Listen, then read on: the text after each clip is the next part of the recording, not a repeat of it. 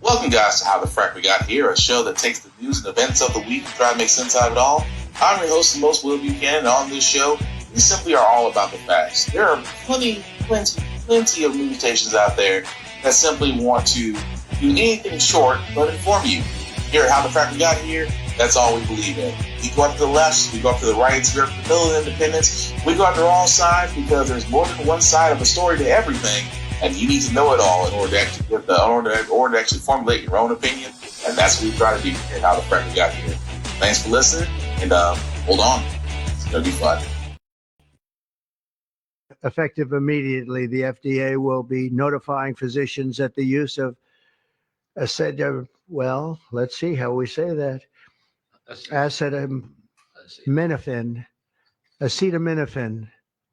is that okay?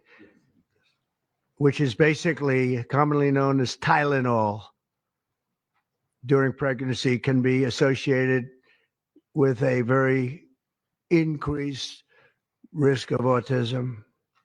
So taking Tylenol is not good.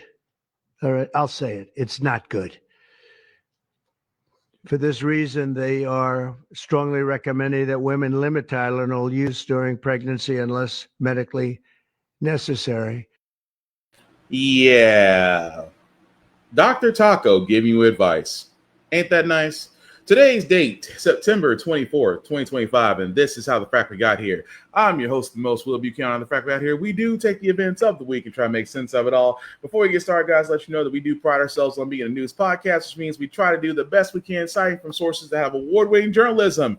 We do not do sensational news like Fox News, The Blaze, whatever extreme left or extreme right you get your views from. We simply don't do that. We provide you with just the facts. At the same time, we do try to watch our language on this show, but hey, words do fly. At the same time, guys, there might be things that might be shown that might be too intense for younger viewers, so viewer discretion is advised. Aside from that, welcome. So, we got to start with that.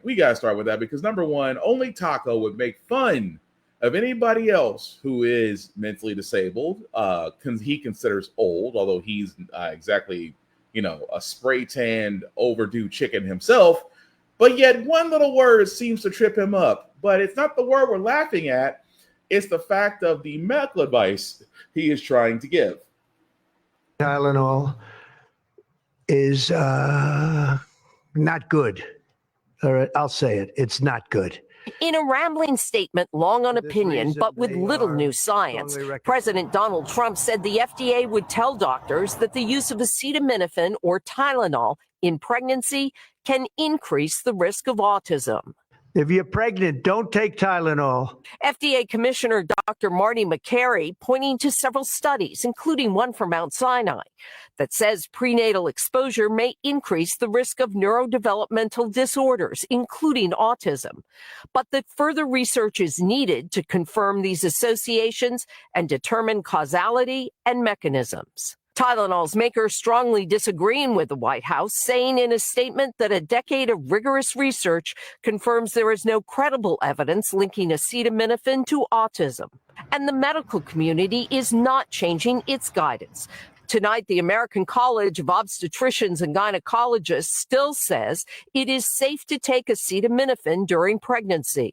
We've been studying that medication for over 20 years. There have been numerous well-designed trials that have come out that have showed safety and efficacy. The federal government says it's spending $50 million to look for the cause of autism. Despite decades of research showing no connection between vaccines and autism, today Health Secretary Robert F. Kennedy Jr. brought it up again. One area that we are closely examining, as the president mentioned, is vaccines. Tammy Shaw is a nurse. Show me the science. Show me the good studies. Show me repeat studies. Her middle child, Jeffrey, has autism.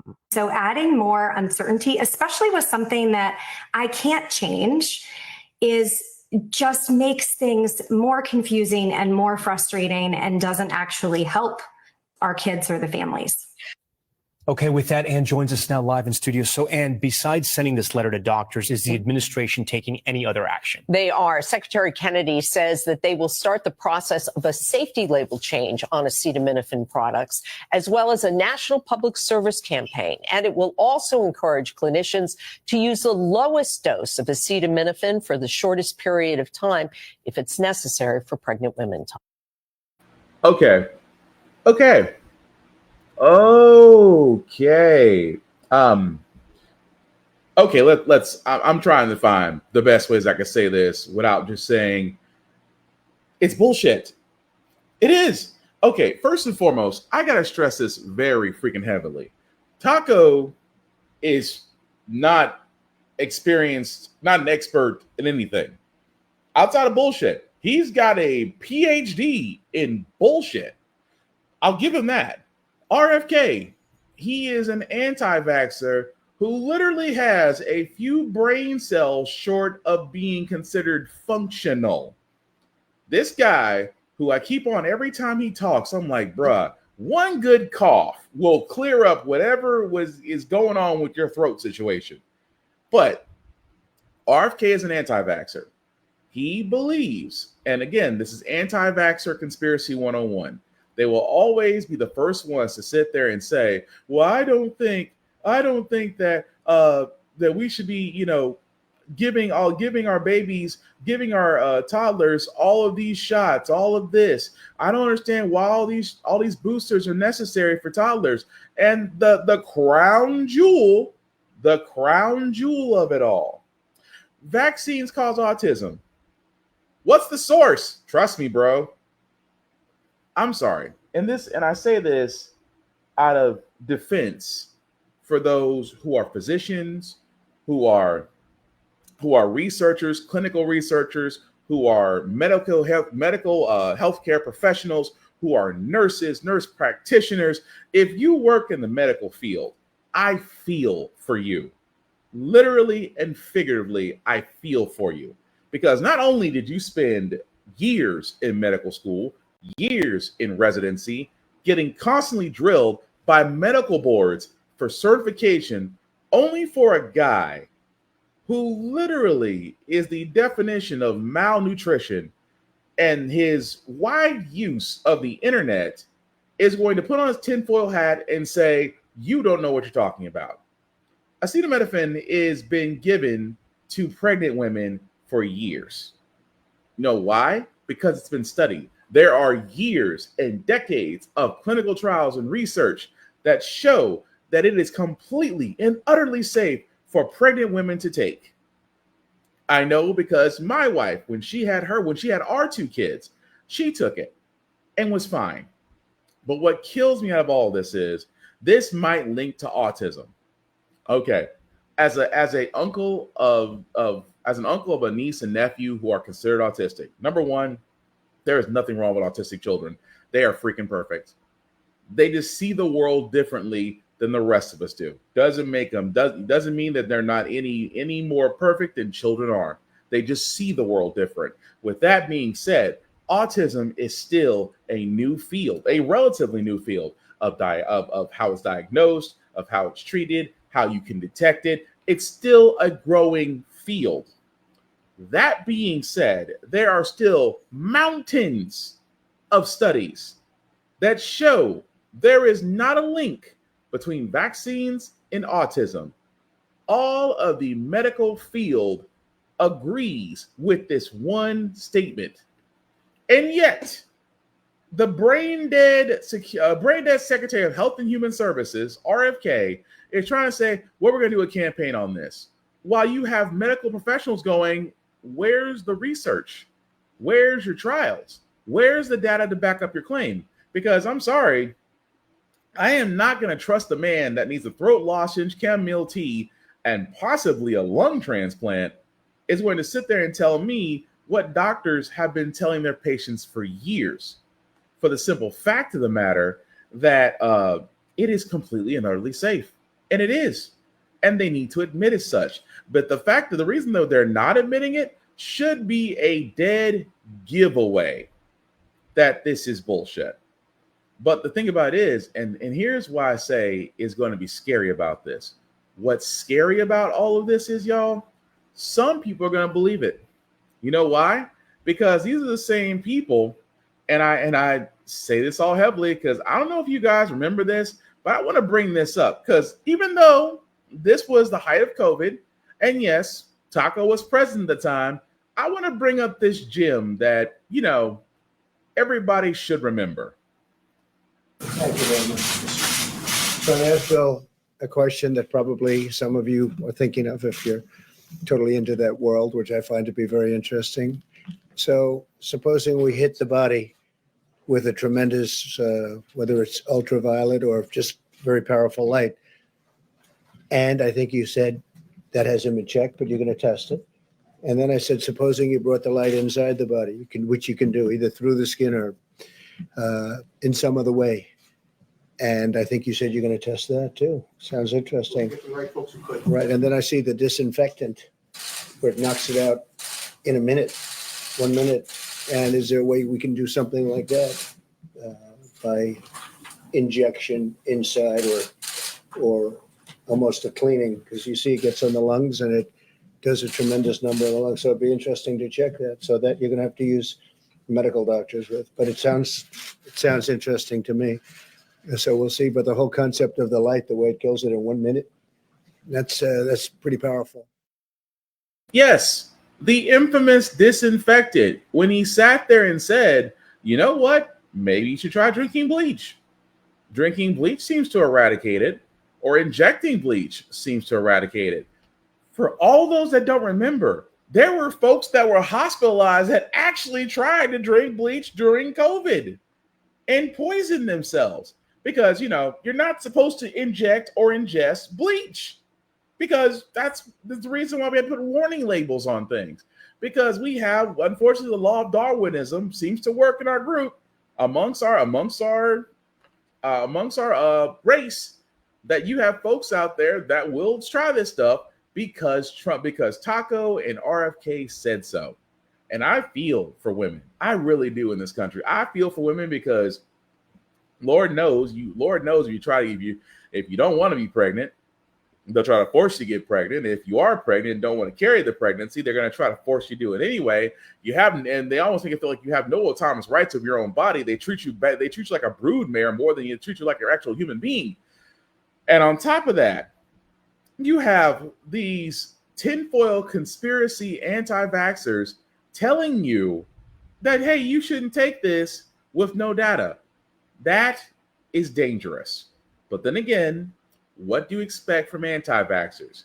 Because they believe they're smart because they do their research. We're not realizing that everything on the internet, unless you can back it up with at least a few peer reviews in the medical field, which again, they all go by, which is what they lack. So again, before I move on, please, I beg of you, listen to medical care professionals. Listen to doctors, physicians, surgeons. Listen to the people who have actually went to school, have the board certifications, have the degrees that earn the titles that they have. Listen to them before you listen to a guy who can't say one word and doesn't realize, you know, Google is your best friend if you want to actually pronounce a certain word. But we shouldn't be surprised about this because Taco went to the UN and, well, decided to act like the parent that's trying to scold children. I wish I could make this up. President Trump arrived at the UN, the malfunctions piling up, the escalator stopping the moment he and the First Lady stepped on, and the teleprompter failing just as he started to speak. These are the two things I got from the United Nations, a bad escalator and a bad teleprompter. All as he delivered a scathing message, arguing the UN has become irrelevant. What is the purpose of the United Nations? Saying they've failed to stop global conflicts. All they seem to do is write a really strongly worded letter and then never follow that letter up. It's empty words, and empty words don't solve war. The only thing that solves war and wars is action. And sending this warning to leaders in Western Europe. Illegal aliens are pouring into Europe, urging them to adopt his crackdown on illegal immigration. It's time to end the failed experiment of open borders. You have to end it now. Let's see, I can tell you. I'm really good at this stuff. Your countries are going to hell. But despite his criticism of the UN, the president's own efforts to end wars in Ukraine and in Gaza have largely stalled. But in a sudden shift, after this meeting with Ukraine's President Zelensky, thanks to our soldiers, we have this possibility, this opportunity. Tonight, President Trump urging Ukraine to expand the battlefield after earlier warning they may have to concede territory for peace. Writing, I think Ukraine, with the support of the European Union, is in a position to fight and win all of Ukraine back in its original form. The other side can fight too, and they've proven that. Maybe it could be that Russia's a paper tiger. Let them get their land back. Yep. So we'll see how it all works out. Also calling for a strong response after recent Russian incursions. Mr. President, do you think that NATO countries should shoot down Russian aircraft if they enter their airspace? Yes, I do. This praise tonight from President Zelensky. Big shift. Big shift. This post of Trump is a big shift. And after key allies, including France and Canada, announced their recognition of a Palestinian state, Canada recognizes the state of Palestine. President Trump condemning that move. The rewards would be too great for Hamas terrorists for their atrocities. Instead of giving in to Hamas's ransom demands, those who want peace should be united with one message: release the hostages now. Garrett joins us. So we're going to stop it right there just because Taco trying to go to the UN and telling them everything they did wrong and everything he did right. See, the one thing about Taco that amazes me so, it is amazing that he never takes responsibility for his massive failures. But if he gets one iota of a victory, he's taking a victory lap like he just solved all the world wars. He figured out world peace. He figured out whatever it is. Even if it's a slim, even a broken clock is right twice a day, folks. But what I'm getting at is, whatever it is, if it's a win, he's taking it and running with it and trying to sit there and say, well, because of me, this actually worked out great. So this is why I'm president. Well, I mean, you're president for a number of reasons, racism being one thing, but that's a whole nother story. But I love the fact that he claimed this whole thing of, I ended 7 wars. And the more I heard that, the more I want to do research at it. And come to find out, just like I thought, it's full of bullshit. He talked about Israel and Iran because they did have a 12-day war where Israel did launch attacks on Iran. He called himself negotiating a ceasefire, which literally had nothing to do with it because, like most things, when money is involved, 2 warring countries can figure it out. Again, he took credit for it because he negotiated a quote-unquote ceasefire, not really a war. Egypt and Ethiopia, number 2. Because, again, tensions between them and those countries, again, he tried to broker a deal because he's such a master negotiator, which didn't help much as he tried to post on True Social where he said, well, there's peace for now, but that's only because it's a stalemate. Right now, between Egypt and Ethiopia, it's still a tense situation. Again, bullshit. India and Pakistan, same thing. Negotiate a ceasefire.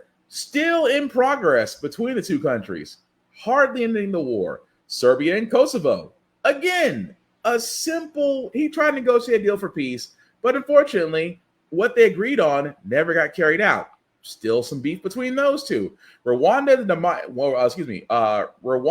and the Democratic Republic of the Congo. Again, he tried to sit there and negotiate some sort of ceasefire.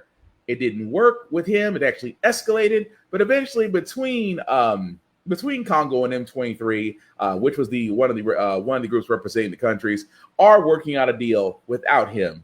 Hardly a win for Taco. And also Armenia and Azerbaijan. That's another situation. Rinse and repeat. Called himself performing a ceasefire, but again, they managed to. But actually, what wound up happening is that Arjabani actually retook back Armenia, which again was a whole other issue, but eventually that did lead to the countries working out and signing a peace treaty. Hardly had nothing to do with Taco. And finally, Cambodia and Thailand. which, again, Taco called himself negotiating a ceasefire. Eventually, both countries were able to actually have a peace deal without Taco. So, what are we getting at here, folks? We're getting at here at the simple fact of the matter that Taco claimed to have stopped 7 wars. He didn't.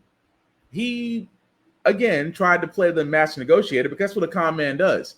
A con man sits there and pulls himself to be, oh, well, I'm great at making deals. Not really. Every deal that Taco has ever made has ended in massive failure or bankruptcy. That's just being honest. Every deal Taco has ever done has either ended in massive failure or bankruptcy. Trump Steaks, Trump Vodka, Trump Airlines, Trump University, to name a few. But what also amazed me, though, because he was at the UN, right? Escalators weren't working. He complained about that. His fat ass could learn to actually go up some steps. Then complained about his teleprompter not working, which, again, he jabbed at former President Joe Biden about teleprompter. And you would think, for someone that made fun of others, that he would turn around and, accept the joke himself. Not his state-run media, Fox News. And here's the thing I will say. It is amazing to me because I'm going to make a comparison between what is being said on Fox News and what happened with Jimmy Kimmel. I'm going to make a comparison, but understand we're going to play a little bit of Fox News. Now, I understand it's Fox News, but I want to play it in its clip because you have those who watch Fox News, even though Fox News is not a news station, they are an entertainment network. The Dominion lawsuit proved that. They follow it like it's gospel. I want y'all to hear this one thing that was said, that these idiots are talking about the president's trip at the UN. And I just, again, want to point out heavily, this is Fox News. And yet it's crickets about what this man's about to say. Highlighting a Telegraph article from Sunday saying UN staffers were joking about how they may turn off the escalators to mark Trump's arrival. Jesse, you're the person I go to when I want to know what's behind the story, what's going on with the escalator. What do you think? Yeah, they sabotaged them. Yeah. And they could have hurt the first lady. Yeah. Trump would have fallen and he would have gotten back up. But, they would have blamed it on his rhetoric. And then they sabotaged the teleprompter. Yeah. I mean, this is an insurrection. And what we need to do is either leave the UN or we need to bomb it. It is in New York, though, right? Yeah, Could be some fallout there. Yeah. All right. Maybe gas it. No, let's not do that. Gas it. Okay. But we need to destroy it. Maybe just can we demolish the building? We could turn it into have everybody leave and then we'll demolish the building. We could turn it into affordable housing. Okay. That's what you do, affordable housing. No, I don't like that. I like nice sky rises, Dana, the expensive condominiums. You trying to see win an the election East here. River from there. No, this is absolutely unacceptable, and I hope they get to the bottom of it, and I hope they really injure emotionally the people that did it. It is. I'm going to stop it right there because think about what he just said. He just sat there and said, because a escalator wasn't working when the president's fat ass was on it, that a teleprompter wasn't working when Taco wanted to talk, that because of what he said, that he suggested we bomb the UN building. This man on a network television show just sat there and said, because of the quote unquote embarrassment that Taco and the first hostage had to endure, that maybe we should bomb the building. He said it on Fox News. And I played that clip in its entirety, so all you Charlie Kirk fans can't sit there and say, well, it was taken out of context. No, that douchebag, Jesse Waters, meant every word of what he said. He meant every effing word. And yet, where is the condemnation from all the people that were ready to condemn Jimmy Kimmel? Where are all the people that were ready to condemn when we sat there and said, Charlie Kirk is not the saint that you think he is, or, that his words, that he inspired a generation, that how dare you speak upon a dead man? Where are those very same people? I'm going to tell you, they're the same ones watching Fox News and silently agreeing that the selective outrage that they had for Jimmy Kimmel is at the same time the same quietness they have with Jesse Waters. Because we just showed one of the Fox News anchors apologize within 48 hours of saying that homeless people should be euthanized. Homeless people or those that are with those with special needs need to be euthanized. And then he turns around and says, well, I need to apologize because that was a very callous remark. Oh, he apologized. So we're good, right? We're good? We're good? He apologized? And yet, Jesse Waters just sat there and said, maybe we need to bomb the UN for the embarrassment of one individual. It's crickets. Crickets. And at the same time, I am asking the question, where is your selective outrage now? Oh, it's only because we spoke out against the right. Because, you know, if you're from the left, or if you're leftish, or if you're seen as anything but conservative, and you speak about one of them, oh, they're ready to come after you. But when one of them says something that is completely unnecessary and almost downright dangerous rhetoric, it's amazing how quiet they are. But again, I digress. But I point this out because Jimmy Kimmel, was also Lightning Rod, whose show, because of his comments, although I still say he said nothing wrong, I will still defend he said nothing wrong in his monologue. But his monologue, which basically I think it was Monday, in which he said something about Charlie Kirk, saying that, sad that he was taken off the board. But it's amazing how MAGA is doing everything they can to make it seem like it's not one of theirs that took him out. That's all he said. And then all of a sudden, oh, it's hateful. It's hateful what Jimmy Kimmel said.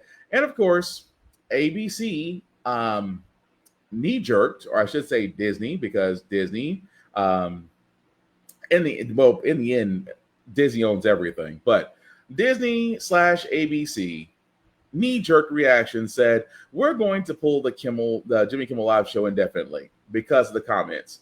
Sinclair Broadcasting Group wanted their pound of flesh. They wanted Jimmy Kimmel to apologize and a nice sizable donation to Turning Point, the conservative bullshit grifting artist company that Charlie Kirk started.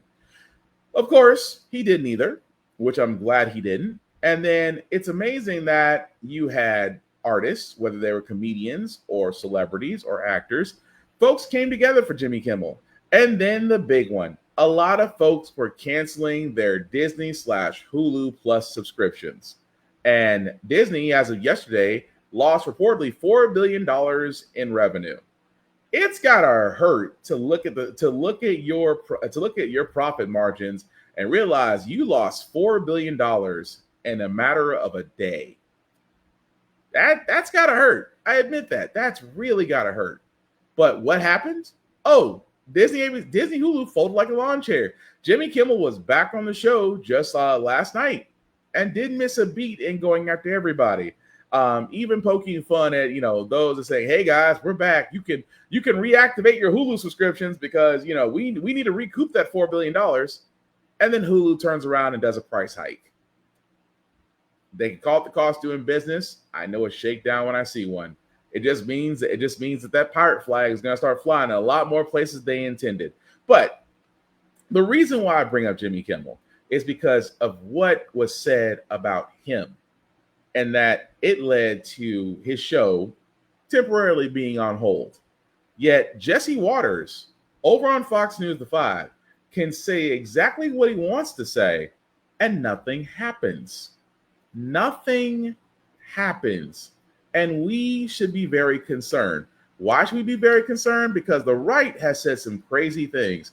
Even the fact where you had, again, Taco putting his foot in his mouth about, and I cannot make this up. He literally talked about the children in Baltimore. And take how you will, but this is what he said when asked about the crime in Baltimore and about the youth there. And let's be honest, Baltimore's population is, the majority of it is African American, for all those that were wondering. To be good. In 10 years, in 20 years, in 2 years, they're going to be criminals. They were born to be criminals, frankly. They were born to be criminals. And I want to speak directly to our children as well. He sat there and said that. Now, for all those that really want some context, I'm going to give you a little bit more to go off of because he also said it, but this is how he started. Criminals. These are hardcore criminals. You know, we took many people off the streets of Washington, D.C. They're hardcore. They're not going to be good. In 10 years, in 20 years, in 2 years, they're going to be criminals. They were born to be criminals, frankly. They were born to be criminals, and they're tough and mean, and they'll cut your throat, and they won't even think about it the next day. They won't even remember that they did it. And we're not going to have those people. Washington, D.C. is now a safe zone. It's amazing, right? He sat there and said, these people in 10 years, and again, he smeared, this is in Chicago. My apologies. It's Chicago, not Baltimore he was talking about. But he sat there and said, these kids are born criminals. In 10 years, they're going to be hoodlums. They're going to be a menace. He said this about children in Chicago. And yet, I don't see outside of us, where's the outrage? Where is this whole thing of we should be concerned? That's the thing I'm not understanding. Where is the we should be concerned? Where is literally the why isn't he being called out on what he said? And I'm gonna tell you why. Because a lot of people agree with him. Those are the same people that need to be put on a watch list if you agree with that rhetoric. Instead of saying, oh, no, not everybody over there is born criminal. Not everybody is going to be a degenerate in 10 years. And then he tried to do the whole safe space, which we covered in the previous podcast about what happened in Washington, D.C. It's not he can call it safe, but crime was already declining in a downward rate before he decided to roll the National Guard in. But the fact of the matter that he sat there and said what he said, and again, with him, Jesse Waters, it is amazing to me how nothing more is being said, that nothing else is being called out about him. I just think, to be kind of honest, it's a little bit of bullshit. But speaking of things that are bullshit, I was worried, and I shouldn't be surprised. The Supreme Court, or I like to call it Trump's personal legal court, strikes again, allowing Taco to fire his FTC commissioner. Well, she was fired, reinstated by a court order, and now breaking this hour, a Supreme Court justice rules that she can be fired again, or at least until the whole court weighs in. Rebecca Slaughter was one of 2 Democratic FTC commissioners fired by President Trump. She sued the president, claiming he didn't have the power to do so, trying to vindicate her right to serve the remainder of her term. Well, the FTC, as you know, regulates everything from social media to cigarette ads, protecting the public from deceptive advertising and unethical business practices. Here is the Commissioner Slaughter, when she joined us in March after Trump gave her the boot the first time. We are trying to vindicate the law that Congress passed that has been in place for over a century to protect accountability and transparency at the FTC, to make sure that commissioners and the work of the commission is done without fear or favor. And more specifically, that we can take on the biggest companies in America without fear of getting fired for failure to do a favor to the president's friends or donors or corporate allies. But it looks like Commissioner Slaughter will still be fighting that fear. She eventually won her case in federal court and went back to work last week. But she didn't even have time to unpack her office before, well, she was kicked out again today. Rebecca Slaughter joins me once again. And as you just told me, it is not over until it's over. And yeah, it's not, because as Ms. Slaughter is right, he has no grounds to fire the Federal Trade Commissioner, except, again, this is where I said this is the dangers of a conservative-leaning Supreme Court, that Taco knows that he has a little bit of allegiance there. I mean, between Kavanaugh and Barrett and Scalia and Thomas, and Chief Justice Roberts, which they all lean to the right. I'm just saying, when you got a conservative leaning Supreme Court that have already done the bidding on 3 out of the 6 cases that you set up there, I can see why Taco will be confident enough to sit there and say, I'll just take it to the Supreme Court. I don't like your decision. I'll take it to the Supreme Court. And that's what he's done with every case. He has done this with every case that has not gone his way. If he did not outright win the case, what does he do? It is literally a fast food line to the Supreme Court, to where I'm surprised the Supreme Court doesn't really hear a lot of these cases, but yet somehow hears every case that Taco's a part of. And I'm just sitting there thinking to myself, how is that not a conflict of interest? You're basically doing the president's bidding. On top of that, just like Lisa Cook, who is the Federal Reserve governor of the Federal Reserve, he had no basis to fire her, but wanted Pam Bondi, his AG lapdog, to investigate her holdings because he says that he believes that she may have fumbled the numbers on her mortgage applications, which I think it's kind of funny coming from the guy that was just convicted of mortgage fraud and therefore he is a felon. But it's amazing to me that he's going after, and again, this should not be surprising, he is going after every Democratic person in certain positions. And the FTC, Federal Trade Commission. Understand this. The Federal Trade Commission works with the SEC. The SEC is supposed to be the watchdog over Wall Street. I am just pointing out that what would happen if you had loyalists in the FTC, loyalists in the SEC? Wall Street would have a heyday. Wall Street would have exactly what it asked for. And that's scary because the last time Wall Street got everything they wanted, they won the Glass-Steagall Act. And once that Glass-Steagall Act was gone and where larger banks could play with smaller banks' money, that's where we had a recession. You play with house money and you lost. Imagine what the FTC would be if it was all Taco loyalists. That's a scary freaking thought is all I'm saying.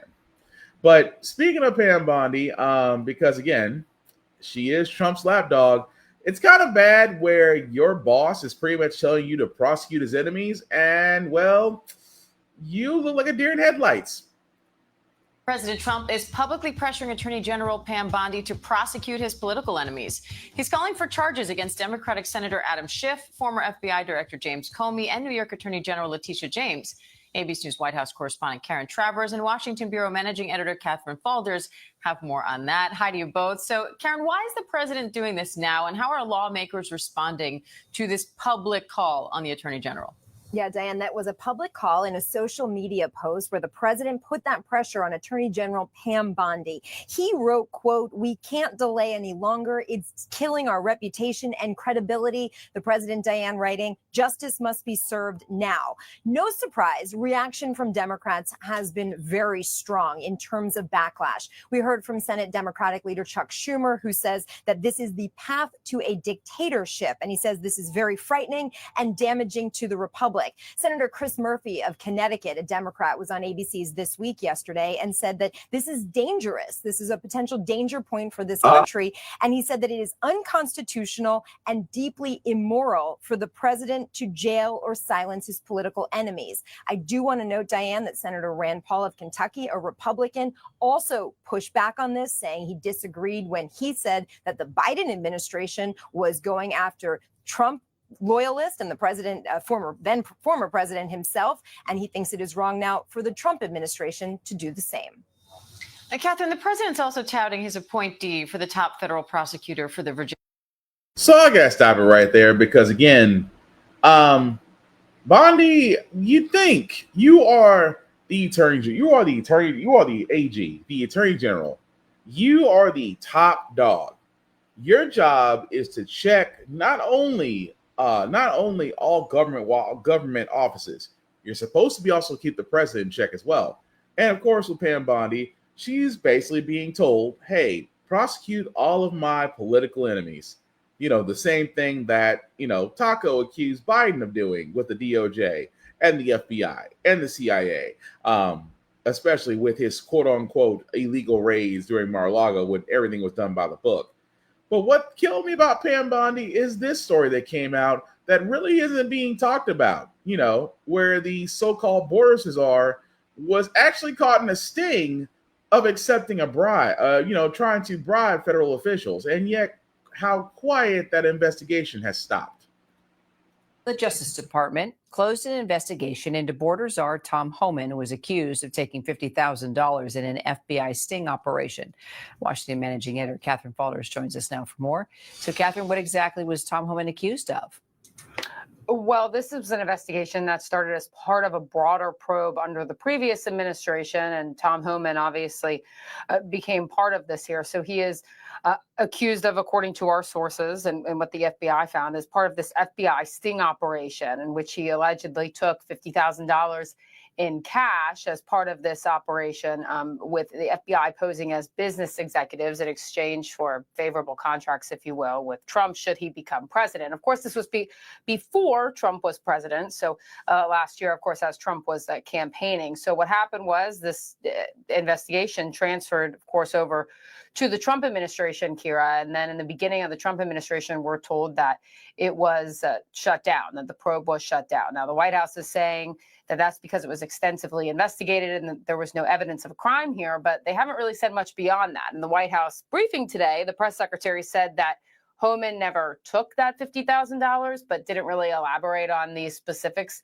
of that. So that was a bit unclear, but the reality was they closed this investigation and they haven't provided any summary of it, why it was taking place, what exactly were the circumstances involving Homan. So there's still a lot of questions on that front as well. And again, why is this not being talked about more? Why is this not being talked about more? The border czar, the guy who is basically following the Nazi Stephen Miller's quota of getting 3,000 deportations a day, and yet border czar, Mr. Homan, the guy who has no problem breaking up families, the guy who, every time I look at him, he's like a walking Jim Crow sign to me. But with all that being said, he was caught accepting $50K in an FBI sting operation that Pam Bondi, because again, the AG doing Taco's bidding, said that no, we're going to close this investigation. There's no credible evidence of wrongdoing. There'll be no more questions. Nothing to see here, folks. And I am shocked, mind you, that more news, there's no news outlets. Like, why was he being targeted? Why did the FBI launch this sting operation against him? Why was $50,000 the quote unquote bait for Tom Homan? Was it for services rendered? See, this is the thing I don't get. And again, this is Taco protecting his loyalists. That when you have your AG on deck, every investigation into your loyalist gets closed. When more news stations, more media publications should be saying, wait a second, why was he under investigation? And it needs to be screamed louder. It needs to be investigated. It needs to be pushed more. I get it. Reporters already have a hard enough time trying to get Taco and everybody from his press secretary down to his administration is being uncooperative when it comes to the public. I get it. It is a journalists already have hard enough jobs as it is. But that right there should be a lightning rod to throwing it out there. Like, why is your board czar? Why was he under an investigation for something like this? And why was nothing done about it? That alone screams volumes about what should have been done from that position. But again, Trump has, the best way I can say about Taco, Taco learned from his first go around. This is just him. This is him learning from his mistakes and being a little bit cleaner about it. But speaking of clean, I guess we do got to talk about this because, again, with Charlie Kirk, I guess we can watch the grifting extract. I guess we can watch the grifting extract. I guess we can watch the grifting extravaganza. I'm trying to say funeral, but what comes out is grifting extravaganza. But yes, Charlie Kirk's funeral did happen. And again, The grifting extravaganza has begun. He died far too early. He was also ready to die. He left this world without regrets. He did 100% of what he could every day. But I want you to know something. Charlie died with incomplete work, but not with unfinished business.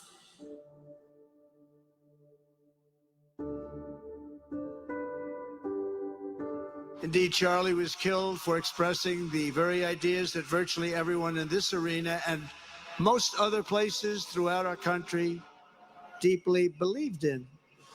But the assassin failed in his quest because Charlie's message has not been silenced. It now is bigger and better and stronger than ever before, and it's not even close. When I see Erica and her strength and her courage, I'm reminded of a famous expression. The storm whispers to the warrior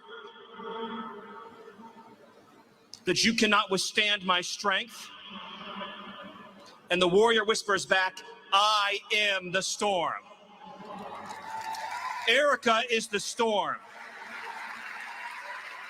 We are the storm.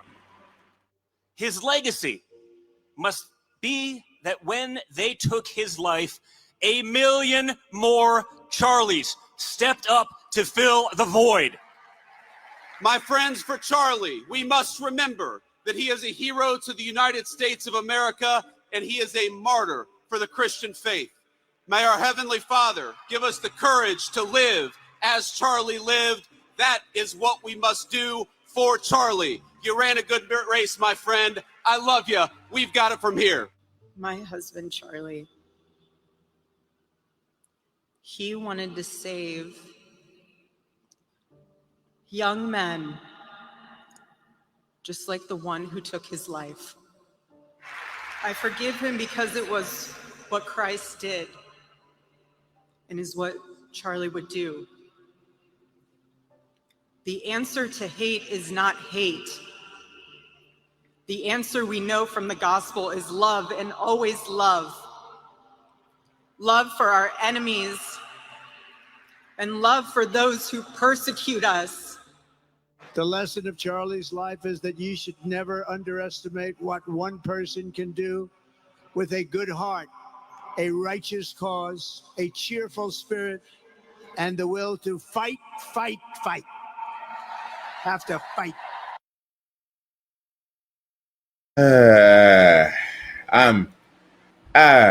You know what? I apologize.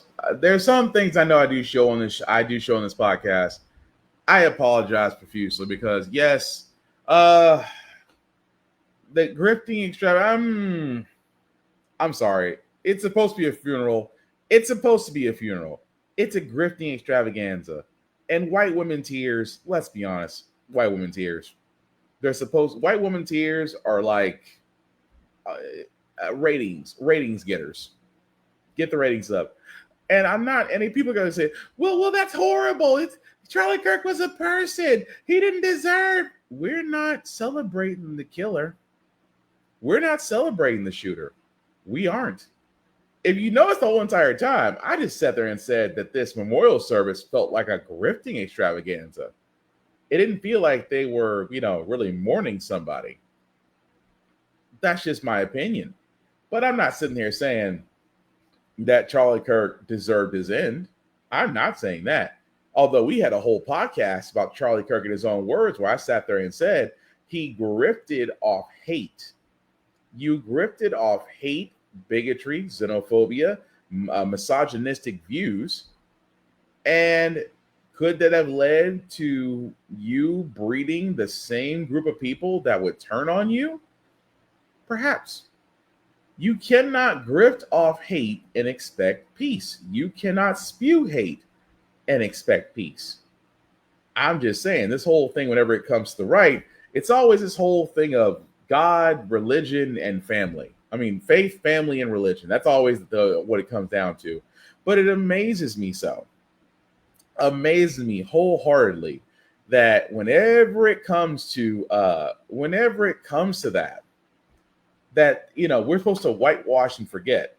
But I said all this for they're whitewashing every word he said, except the fact, well, he was a fighter. No, he was a bigot, a white nationalist. He was racist, and he was a dick.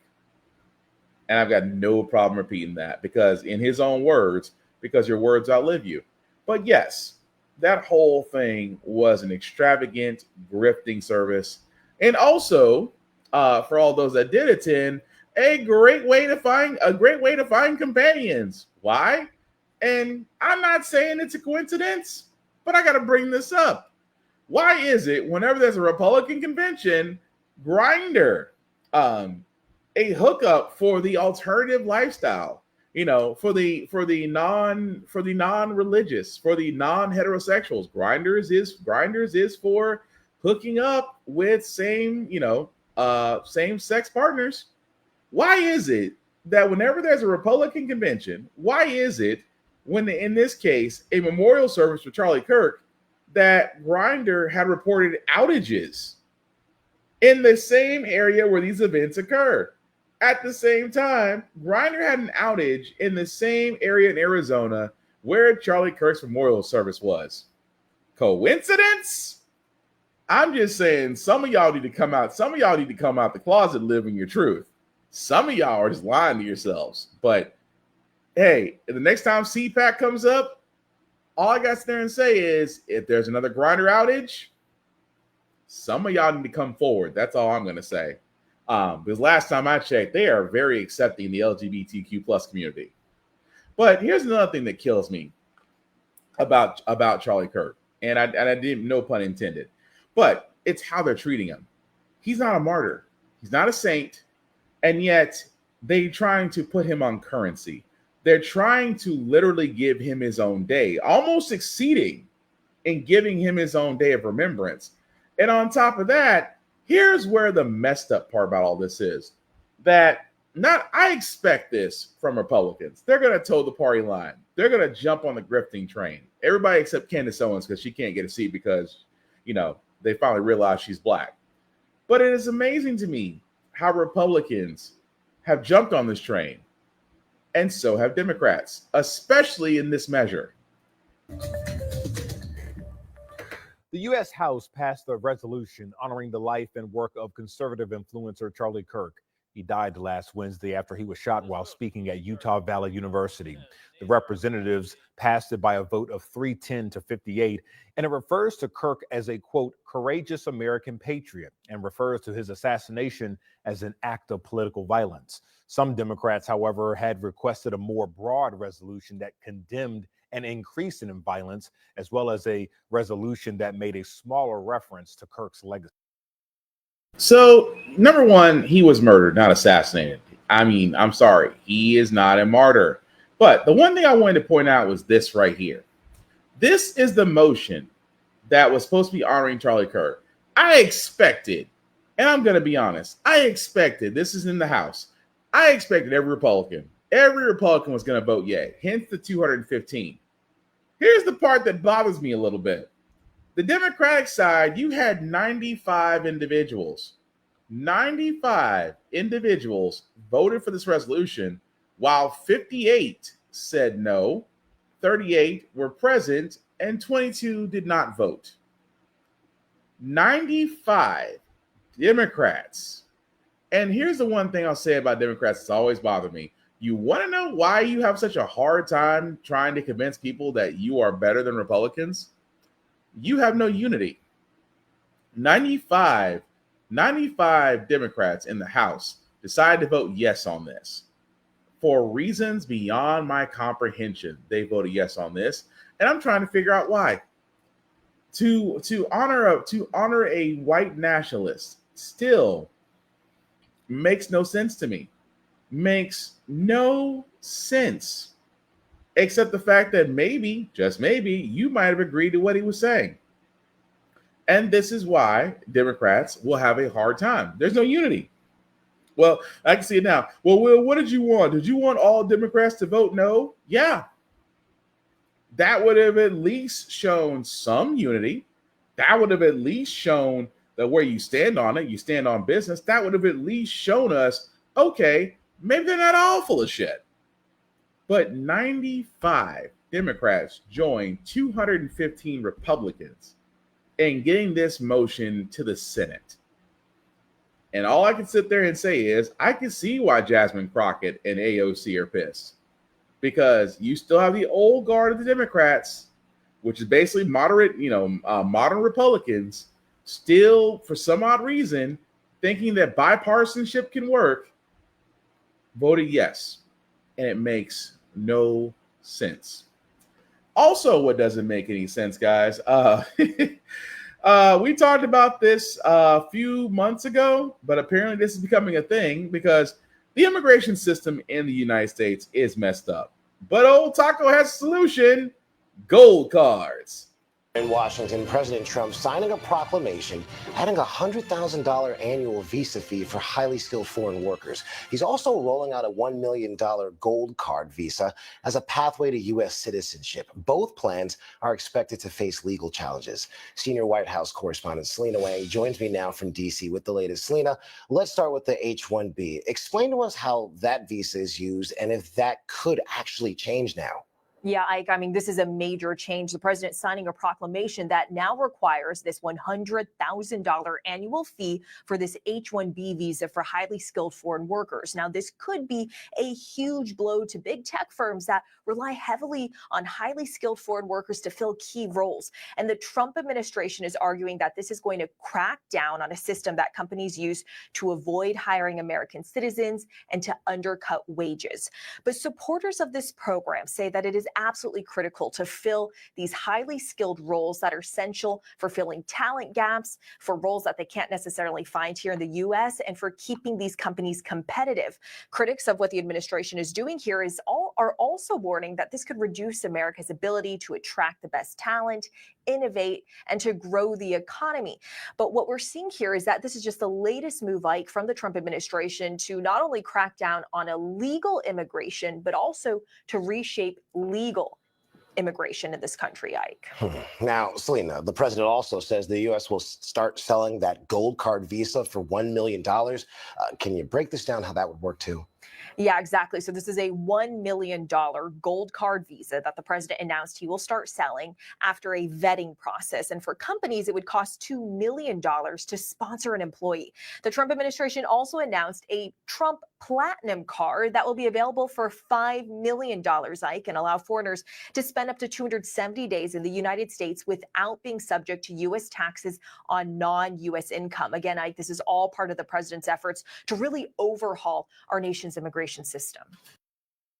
Yeah, that's gonna fix our immigration system. Line his pockets. That's, you know what kills me? At first when we said this story, we're like, this has gotta be the Onion. He can't be this, he cannot be this bold. And yet he is. Because he's like, well, for tech companies, for everybody else, for your workers, and let's be honest, for most tech companies, most of their employees are overseas. Most. That's just being honest. Coders, programmers, I can keep going on and on. It's the reason why most IT tech jobs usually ask you, will you need help with citizenship, or would you need help with getting a work visa? It's on most IT job postings. But with that being said, instead of you fixing the issue, because it ain't been but 2 weeks, almost 3 weeks since the Hyundai incident. You know, when ICE decided to raid a Hyundai factory in Georgia, to where all the workers were from South Korea, and at the same time they were there to actually train the Georgia workers to run the plant. And remember how one overzealous woman decided to call ICE, sitting there saying, "Oh, well, they have illegal immigrants there." And correct me if I'm wrong here, but at the time of this podcast, all their paperwork seemed to work out. But what did South Korea do? They turned around and got their people out of there and got them back home. And now Hyundai is rethinking its $1 billion investment. The factory that's still in Georgia has not even been back up and running yet. And also, here's the crazy part. LG and Samsung may turn around and do the same things, because they were looking to move they were looking to start in doing American investments. But thanks to Taco and the Gestapo ICE, you might have messed it up with the state of Georgia and cost a number of jobs. But oh no, instead of fixing the immigration system, we're going to make you pay for it. Here's gold and platinum cards if you're willing to pay $100,000 or $1 million. If you're willing to pay $1 million, to which most tech companies are like, no, we won't. Well, this is supposed to encourage tech companies to look to Americans. It won't, because I'm going to tell you why. As a tech person, I'm going to tell you why. Tech companies want to get people who are already experienced, do not need to be trained, and they want them to hit the ground running. That's why most tech companies look overseas. They do. They look overseas for their workers, and they bring them over here on work visas. They're here for a temporary time. They pay them. Once their contract is up, they turn around and go home. And now tech companies have been doing that for decades. But now, thanks to Taco and the way he does immigration, he's like, if you want them over here, you're going to have to pay. And I will give them a platinum card or a gold card because it's got his face on it. And again, this goes back to this whole thing of he wants to be able to sit there and say, I'm putting in something that works. When we truly do know that the immigration system needs a massive takedown and restructuring. But it is amazing to me that only one party, historically, so far, has introduced a path to citizenship. And you can say what you want about DACA and the DREAM Act. You can sit there and say what you want. At least it was a shot in the dark that they tried to push through under President Obama, to which Republicans, because it was a black man introducing that idea, couldn't handle it. Yet now, Taco is saying, hey, buy my gold and platinum cards. You can bring your workers over here because money speaks. And if there's anything that a con man loves, it's money. At the same time, he knows that one or two things are going to happen. Either that those companies are going to pony up, or, and I say or, they're going to find ways of getting the money up. Because if you think this is going to drive tech companies and other companies to look to Americans to fill those jobs, ask the hospitality industry what happened, and with farmers, as we're about to talk to right now, who are having a hard time finding workers, losing crops and profit. Even more so in the soybeans, because China's not buying from us anymore. And again, as if history repeats itself, farmers are asking for help. Desperate for a deal, our soybean farmers are scrambling right now. It's one of our most important crops, and our biggest buyer just isn't buying. American farmers are struggling to find this balance between Trump's tariffs and suffering massive financial losses if a U.S.-China trade deal isn't made. Selling soybeans impacts trade, food security, energy, and our economy. And if China doesn't order our soybeans, it will cost all of us, from farmers feeding their livestock to our packaged foods to even fueling our cars. Ninth-generation Kentucky farmer Caleb Ragland says that farmers are in a dire situation, and if a deal isn't made soon, farmers are going to need to start preparing for those devastating losses. American Soybean Association President Caleb Ragland, from his tractor in the middle of his field, joining me live from Magnolia, Kentucky. I know you were tilling just a few minutes ago, so thank you for taking a break, Caleb, jumping in and firing up with us there inside your tractor. Question for you. It's great to have you. Tough circumstances, but we need your voice. China imports 61% of the global soybean supply, Caleb. If China doesn't start buying again from the U.S., tell me what's going to happen to you. Tell me what's going to happen to our economy. We as American soybean farmers have a lot invested in infrastructure and the way we raise our crops, our crop rotations, and it's not something we can simply just jump around and dabble in one crop one year and something else the next. We have long-term processes that are in place, and American soybean farmers are really good at producing soybeans. What we need is strong markets and opportunity. China is our biggest export customer.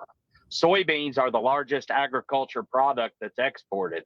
And last year, 25% of all soybeans produced in the U.S. went to China. Before the first trade war, as much as 33% of total U.S. soybean production went to China. Currently, China has 0 soybeans on the books for this crop that is being harvested now, and that is alarming for our industry. 25% of our exports of our soybeans produced go to China. That's half of all exports from the U.S., more than all other foreign customers combined. We can't simply snap our fingers and replace this valuable market.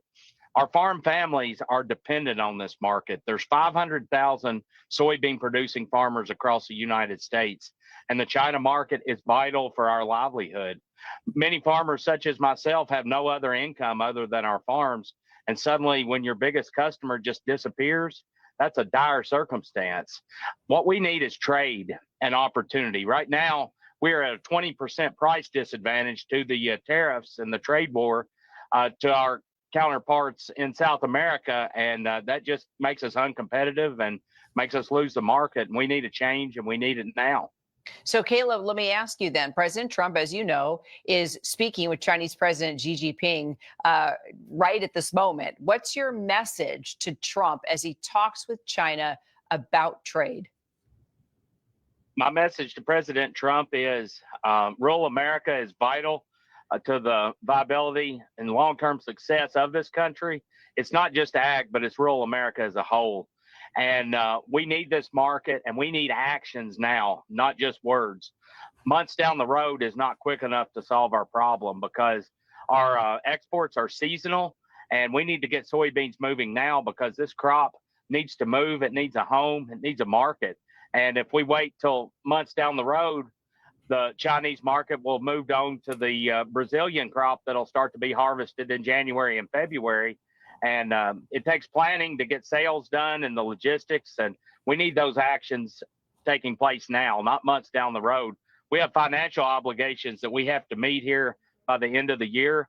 And if we can't meet those obligations, many of our farm families are going to go out of business. And that will be horrible for our industry and for rural America as a whole. Well, and just before we go quickly, if we can, Caleb, we're short on time. How will that impact everyday Americans? Well, Americans eat 3 times a day. They are dependent on farmers, whether they realize it or not. And Americans need our farmers to be successful because agriculture trickles down and has a huge economic impact.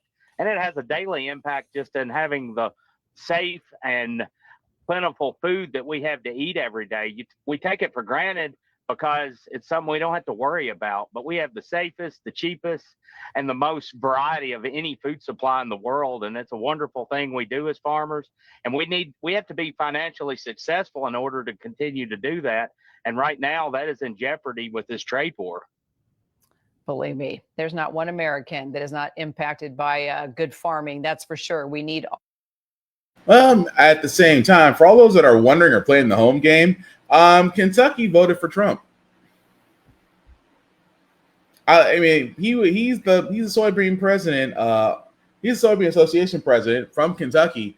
And anytime, and I'm just saying, guys, anytime I literally hear, well, we really need help here, I go to the state, because what I usually look at from the state is I look at it for the simple fact of the matter is, well, who'd you vote for? Because who you voted for, to me, screams volumes. It does. It screams volumes. At the same time, farmers have been bailed out by Taco going on 3 times now. He doesn't care. He doesn't care. He got what he needed to skip all those court cases, to avoid prosecution, to avoid jail. And you think he wants to help out farmers? No, because he's the one I'm bailing him out again. Because China is our biggest purchaser of soybeans. China has this ability to where, hey, either you cut us a deal or we'll go to Brazil. And again, I can't feel bad for farmers because if you voted for Taco, this is your harvest. You reap what you sow. At the same time, the issue is the way that business and agriculture work. They are not working in favor of Americans, and the guy who could actually make changes isn't too interested in helping you unless it's for a soundbite. And trust me, it will probably be a soundbite that'll get his attention, but not surprised by that. But a few more stories, guys, before we get to our feel-good news segment. I am glad about this one because for a second, I was a little bit worried. I am talking about this lineup to where a judge has thrown out Taco's ridiculous $15 billion lawsuit against the New York Times, saying, it's improper, it's invective. Pretty much, you don't have the evidence to show that this paper has basically smeared you. And the reason why this is important, guys, is because of the more recent, going back to Jimmy Kimmel, to where the FCC president, David Carr, wanted to literally go after Kimmel because Sinclair had marching orders. Sinclair Broadcasting had marching orders. At the same time, let's not forget CBS, where Taco sued CBS over a 60 Minutes interview involving the former then Madam Vice President Kamala Harris, and to which he said the way that interview was done painted him in a negative light. They were interviewing her, not him. And what happened? Well, Paramount, or I should say the CEO of Paramount, wanted to buy certain productions. He wanted to go after Skydance. And he knew that he would have to appease the golden calf. And how did he appease the golden calf? By caving. They settled in a lawsuit. 60 Minutes, the editor for 60 Minutes had stepped down. And at the same time, a moderator was put in at CBS to monitor everything that is being produced by said network. And that guy's job is to report to Taco in the White House. Congratulations, you have just turned CBS into state-run media. Now, why are we worried? Because he was doing the same thing for newspapers. That if he doesn't like what a newspaper puts out about him, all of a sudden he gets the suing because that's all he knows, litigation. But here's the problem. Not only can he use the Department of Justice as his own legal group, not only does he have the Supreme Court as his own personal clown court, it is scary that some businesses may cave to him, that everybody's scared. And I know I know how the Frack We Got Here is very small, but I'm still proud of it. But we got no problem calling it like it is. Even though we made those shots, we may, explain our disposition. We do speak from an area of fact. Taco is trying to literally fulfill the Project 2025 goal of basically controlling all media. You can see that with Jimmy Kimmel Live. He did that with Stephen Colbert. You can see that he's going after everybody that literally does not kiss his ass. He goes after everybody that doesn't kiss his ass. That's just being honest. And that is why I'm so glad a judge saw reason and said, hell no, this is going to be thrown out. Will he do an appeal? Yeah. But I'm still worried that Taco may turn around and say, well, I'm taking this to the Supreme Court. And there begins the clown court all over again, where we have to be worried because the Supreme Court is a conservative-leaning court. But we'll see where it goes to from there. Never rarely sober Pete Hegseth, currently the Secretary of Defense. I refuse to call him Secretary of War. I refuse to call him that.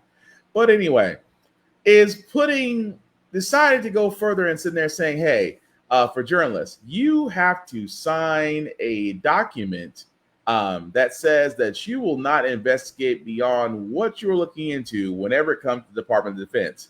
Or you have to basically have whatever you're reporting on has to be approved by the government, or you will have your press credentials revoked.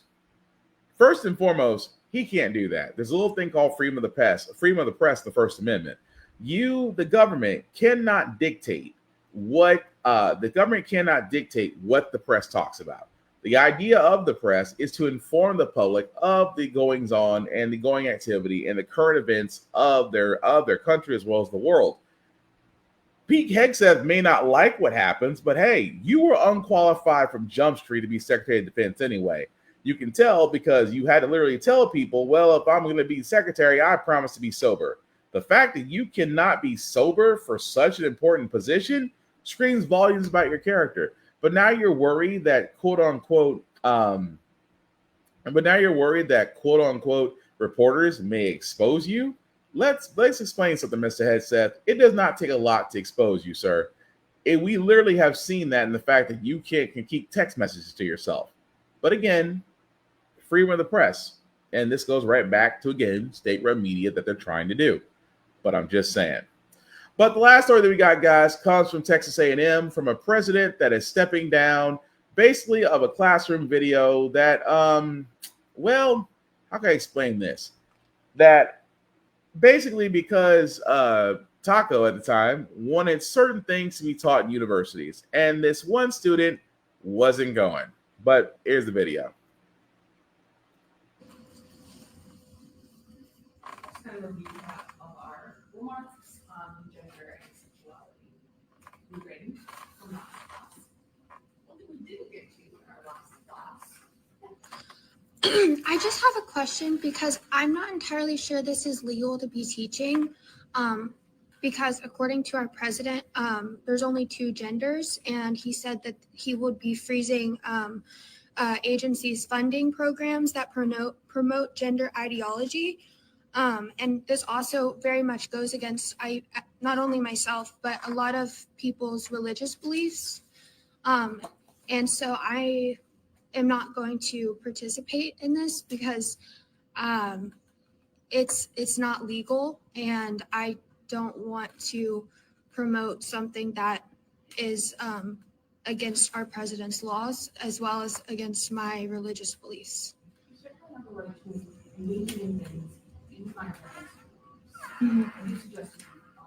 Yes. You are under misconception that what I'm saying is. Well, can you explain to me how teaching us about gender identity and transgenderism and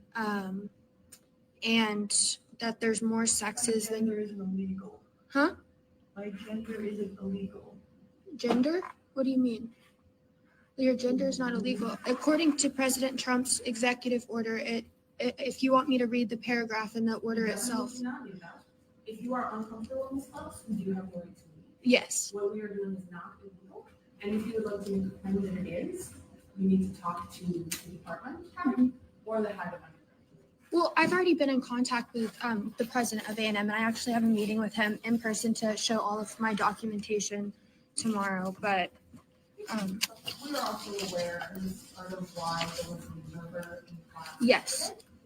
I'm not convinced that your proposal will be effective in stopping me from teaching things that are biologically true, because I do have the legal and ethical authority, all of the professional expertise in this classroom.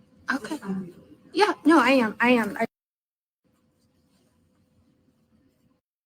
So yeah, so for all those that are playing the home game, so what happened is in this class, that this individual was a Texas A&M student kicked out of class because they're saying, well, they're saying that the professor, the educator, was teaching transgender indoctrination, saying that, you know, my president, which I should have known the moment she sat there and said, well, President Trump says that this is considered illegal and that, you know, this goes against my religious beliefs at Texas A&M, which for all intents and purposes screams a lot.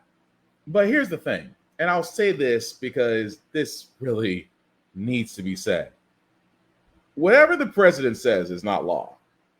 And just like that educator said, it's a misconception that if we're accepting of more than just male and female, more than just cisgenders and heterosexual couples, if we are accepting LGBTQ plus, same-sex marriages, if we are accepting of all those things, then yes, those sexes are present and at the same time very much here.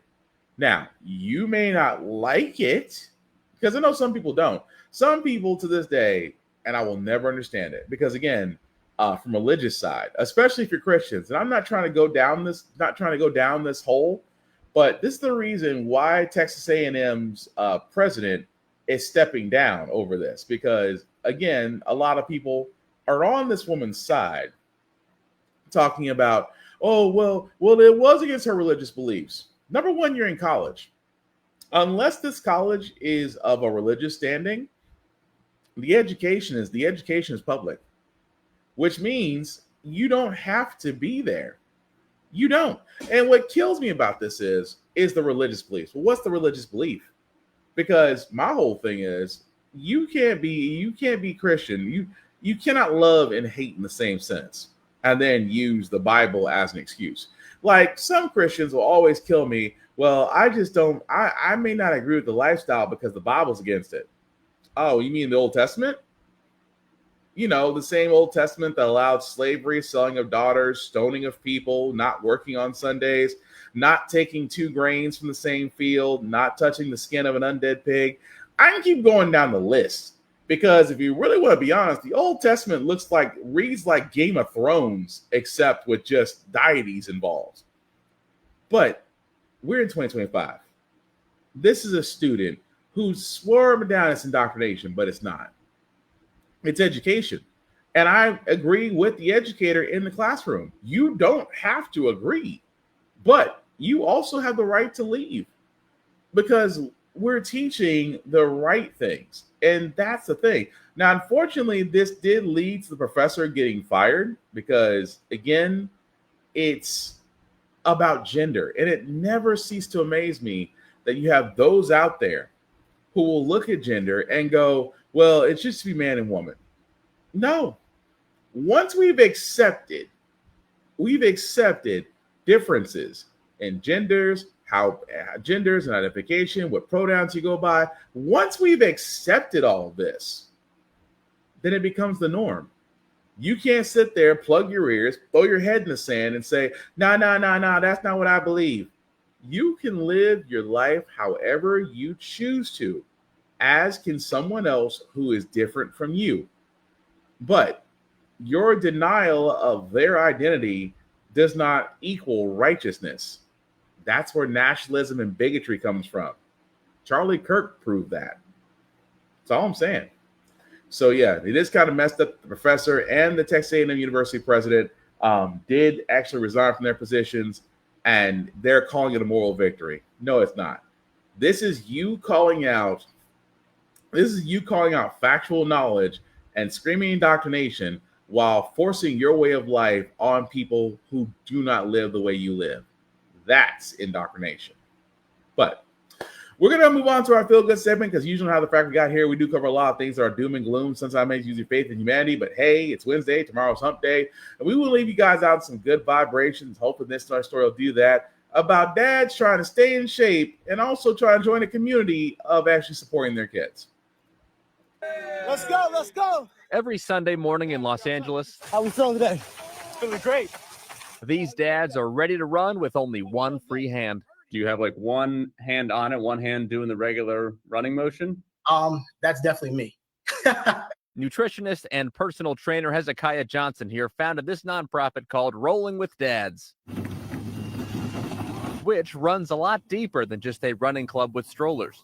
We are trying to foster a community of fathers that need the ability to connect. Hezekiah and his vice president, Eric Martin Jr., first connected a few years ago as they bonded over both trying to raise their sons following the loss of their own fathers. That's just something that, kind of hurts me to this day. Just wishing and having that acknowledgement to know that, hey, son, you're doing great. After getting their nonprofit status approved, in January, they were finally able to launch Rolling with Dads. We're rolling deep today. We're rolling deep. Which, yes, encourages exercise, but also provides a chance to connect over anything from sports to just a little shared experience. It's always great to know that they do the same thing. It's like, nah, it's normal, okay? Don't worry about it. They do this around that age. Up next, Hezekiah and Eric want to expand to daddy cooking classes, as well as workshops focused on mental health and support. Let's go. All while breaking a few stereotypes, too. Are you guys all rolling up in your minivans No. It's BMW. Yeah. It's a new day. So the plan, guys, is to expand Rolling with Dads to more localized chapters across the country, and the Dad's Stroller Running Club is coming to Georgia in October. And honestly, that's pretty cool. I know for me as a father, I try to stay in shape the best way I can. But hey, rolling with a stroller, that's not a bad idea. Might actually give that a shot. But that's going to do it for this podcast, guys. Thank you all for liking, for watching, for letting people know this is live. I certainly appreciate that. Some shameless plugging before we do get out of here, guys. Shout out to APR TV. Why? Because How the Frack shows on APR TV. You can definitely download the app on the Roku channel or the Amazon Fire TV app. And there are plenty of other shows I would highly recommend watching on APR TV as well. But also check them out on alwayspressrecord.com. Blur Station. You have heard me talk about Blur Station for nearly 2 years, guys. It is the actual Black Hollywood. It's got the new media as far as movies, television shows, animation, things of that nature. You name it, it's there. $10.99 a month to stream Blur Station. And Blur Station can be streamed on all smart devices, so definitely check that out. And as always, guys, you can definitely find us, How the Frack We Got Here, on YouTube, on Facebook, and on Instagram, and on TikTok. Like, share, and subscribe, guys, because we simply cannot do this without you. And again, I do appreciate everybody that definitely does share the love, that does post what's going on. I, from the bottom of my heart, cannot say thank you enough. But definitely check out How the Frack We Got Here, again, on all socials. Outside of that, guys, runforoffice.org. Let me not forget that, because that is a site that actually helps you if you do feel the call to serve, whether it's nationally or locally. That site can actually help you as far as getting your name on the ballot, helping you how to run, and hopefully being an actor, being a more informed person, and actually acting in this Congress, because I cannot stress this enough. The midterms are next year. Republicans are worried. Democrats may or may not get their shit together, but we definitely need to be informed. You definitely need to have folks who are willing to step up, whether to serve locally or serve nationally in the House and the Senate, because I tell you, Democrats, if you get behind progressive women, if you get behind bold progressive women, if you really lead forward with that and start doing the work now and not next year, you will clean up. That is all I'm saying. Outside of that, guys, please don't doom scroll. Everything is not doom and gloom. Put down the smartphones or smart devices for a while. Go outside and go enjoy nature. Fall is coming up, so enjoy those last days of summer. Please stay hydrated, but do something that brings you peace, something that makes you laugh. Check on your friends, whether it's call or texting. But simply put, guys, enjoy life. Things will get better, I promise you. At the same time, guys, last thing about How the Frack We Got Here is all about staying informed. We are not trying to reinvent the wheel, guys. We are simply giving you all the information, allow you to make up your own mind.